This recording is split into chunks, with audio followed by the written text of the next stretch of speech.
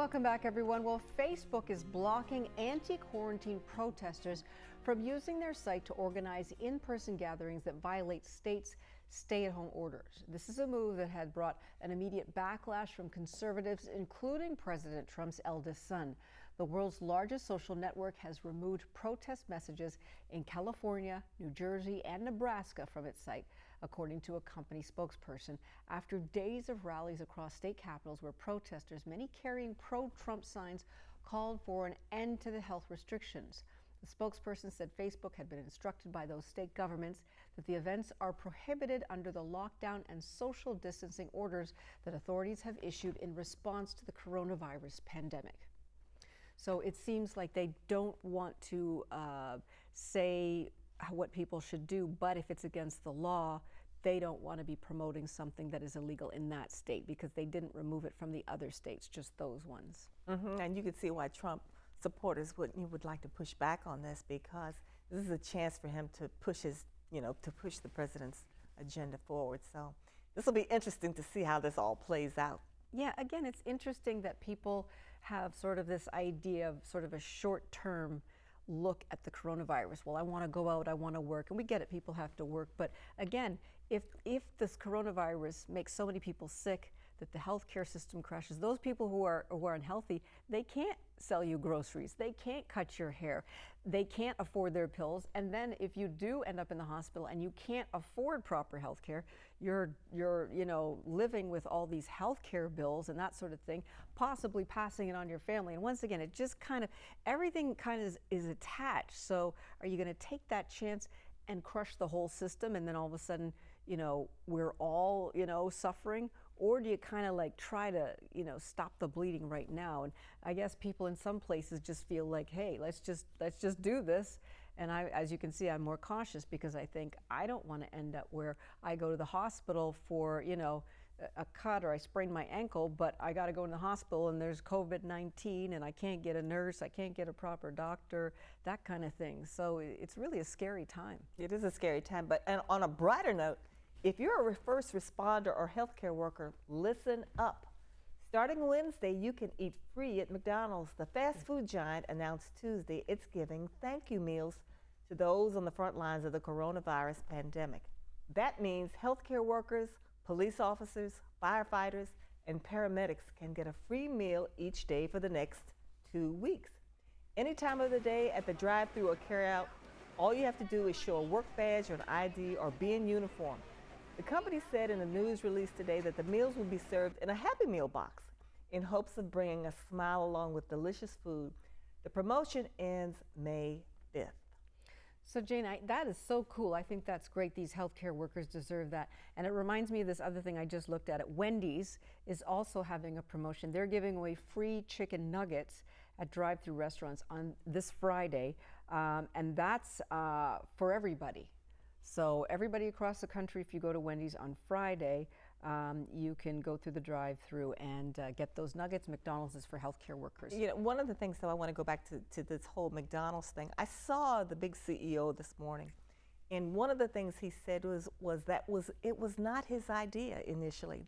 What the idea came from was from all these local McDonald's all over the country who took it upon themselves to do this. And so what he did was he said he borrowed from all these providers all over the country, and he says, you know what, we're going to make this a national initiative, and that's what I like. We have this country. I remember that statement, ask what you can do for your country? I do remember that. And speaking of that, President Trump is about to speak to us and give us our daily update. Let's check in and go now to the White House. A very big day today.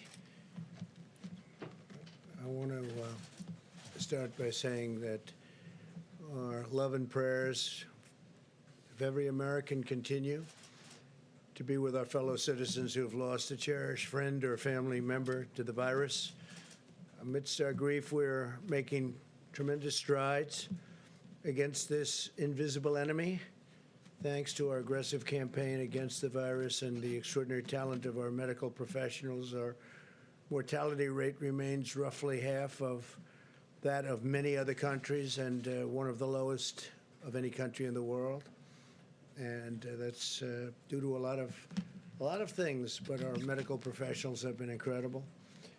Since we announced our guidelines on opening up America, as we call it, we say opening up America, and we add the word again. I think we can add the word probably again, but that's what it is. We're opening up America again. 20 states representing 40% of the U.S. population have announced that they are making plans and preparations to safely restart their economies in the very near future. So that's 20 states. It's about 40% of our country. They're moving along pretty quickly. 3 announced today, as you know. And they're going to be doing it safely. They're going to be doing it with tremendous passion. They want to get back to work. The country wants to get back to work.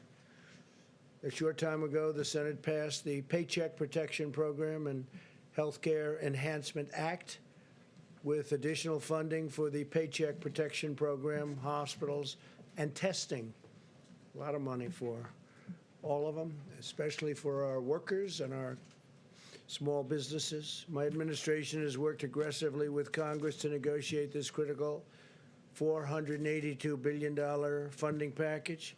We reached a deal that includes $382 billion in crucial small business support to keep workers on the payroll, $75 billion to aid hospitals, which really need the aid, and very badly. Very proud of that. And $25 billion to support coronavirus testing efforts. I urge the House to pass the bill, and they're going to be voting on it, I imagine, very, very soon. I think while we're here, and so he's a very busy man, as you know, Secretary Mnuchin, he's going to be running back. So I thought we'll talk about that now, and we'll take a couple of questions on that, and then he can go and start phase 4 as the ink is drying. Probably they'll be voting tomorrow in the House, but shortly, and I think we have tremendous support. So, Steve, please come up, say a few words. Steve? Yeah. Thank you, Mr. President, and thank you for all your work with us to get this passed. I'd especially like to thank Mitch McConnell and Chuck Schumer and the entire Senate for passing this.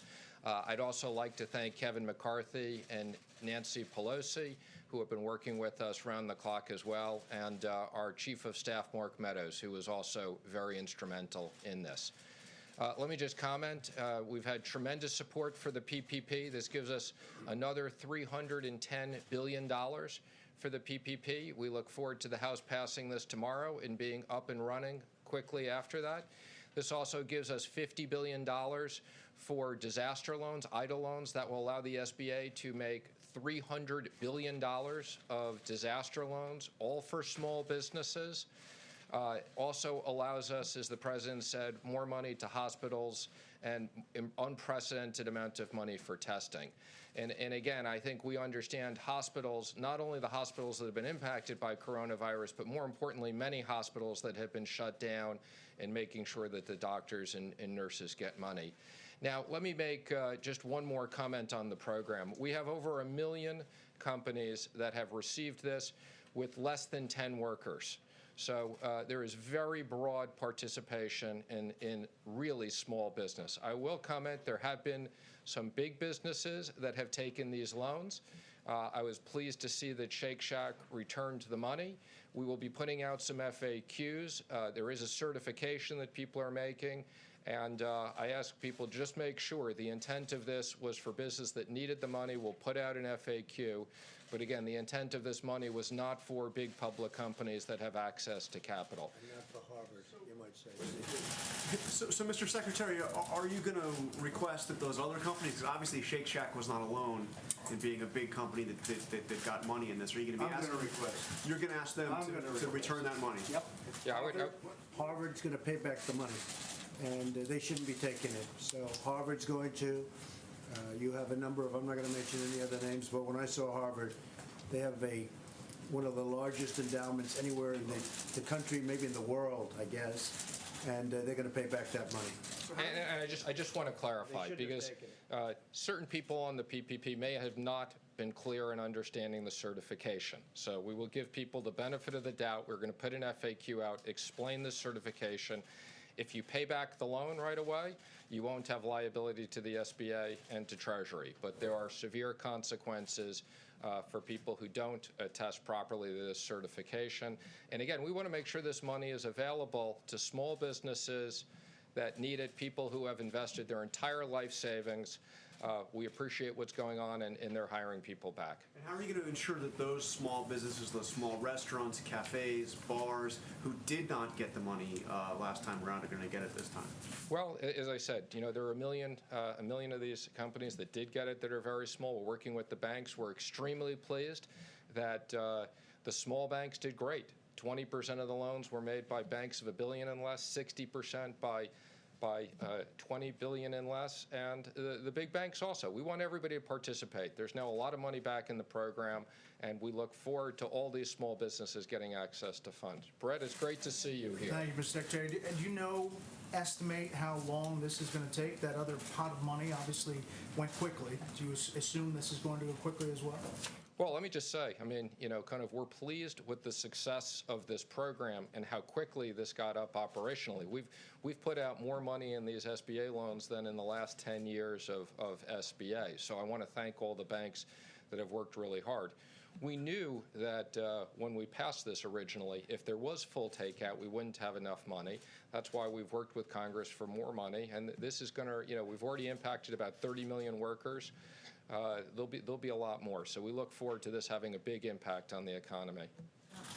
Yesterday, the president said he would look into the issue of felons, those with criminal convictions, getting access to some of these programs. I was wondering if you have an update on that. Sure. So we worked with the White House on this. There were actually much more onerous restrictions in the SBA program. There were people who had misdemeanors that weren't allowed to access the program. It was much longer than 5 years.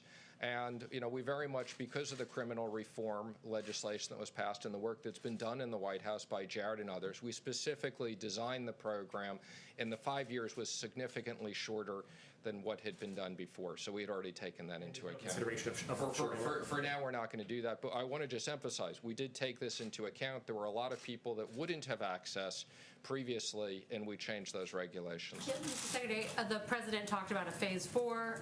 I know we all understand the circumstances and why businesses need this, but how many more phases can we afford to have, or can businesses expect to have? Do you see a phase 5, a phase 6, a phase 7? What's your thinking on this? Well, first of all, I very much appreciate the president's support for phase 4. He put out a tweet. As the president said, we would look forward to phase 4. Would be infrastructure. The president's been talking about infrastructure since the campaign. Roads, bridges, broadband, especially broadband now to rural America is very important. We've talked about incentives for restaurants, sports, entertainment, because these businesses have been impacted. The president has talked multiple times about a payroll tax cut. And we've also, we're talking about, in the case of states, we've heard from the governors and the fiscal issues of the states. I think phase 4 will most likely be what we need. I think based upon what we're seeing and the reopening of the economy and the amount of money we're putting in and working with the Federal Reserve on 13.3, I think you're going to see a lot of liquidity, and we look forward to business rebounding, especially later this summer. Just real quick to follow up, and the PPP program, is this the last tranche of money you think you're going to need for small businesses? We would expect this is the last tranche, but obviously we can always reconsider that. But this is a lot of money going out. Again, let me just be clear. It's another $310 billion here and another $300 billion of loans. That's over $600 billion putting into small businesses, which are the backbone of the economy, 50% of the private payroll. How much do you think phase 4 will cost? And it will include all of those things? It'd be premature for us to comment what the cost is. We'll work with Congress on that, and we'll consider it. Infrastructure could be a big investment. That's going to be size of the taxpayer dollars that are going out the door. You fellows come to a different way of thinking about the need for oversight, independent oversight on behalf of the taxpayer. We have independent oversight. We supported in the last legislation. Let me be very clear. We have a new inspector general. The president has already picked someone for that position. We look forward to the person being confirmed. We have an oversight committee of Congress that many of them have already been appointed. And let me just say, we put up last week for full transparency. We had no obligation to do this. We put up, you can go to treasury.gov, full transparency on the money that had been sent out on the PPP across states, showing all the big lenders, how it was distributed. No one lender did more than 4%, showed the businesses. So again, the president and I very much believe in full transparency. We're spending a lot of money, and we want to make sure that it's done effectively and fairly. Secretary, thank you. You started by thanking the leaders in the House and the Senate. Can you tell us more about how easy or hard it was to deal with both sides? Well, we've been working around the clock. I think there's been very good bipartisan support to get this done. The Congress is coming together, understanding the importance of this, and we've been working around the clock for days. So this is important legislation. It was a lot. We spoke to a lot of people. Mark Meadows has been fantastic, as I said. It's great to have him here in the White House. I couldn't have done this without him working on this with me, and the president and vice president have been available to us around the clock. So this was a big team effort. Collaboration of the Democrats? Absolutely. We couldn't have done this today without unanimous consent and the Democrats being on board, and we look forward to this being passed on a bipartisan basis tomorrow. This is a real example of the country coming together to fight this virus. What is your best understanding of what Mitch McConnell wants from an infrastructure package? Again, I think we're not at the point of designing that. Like every other bill, we will work with senators on both sides on a bipartisan basis. I can tell you there's a lot of support, particularly for things like broadband and especially what's going on today. But the president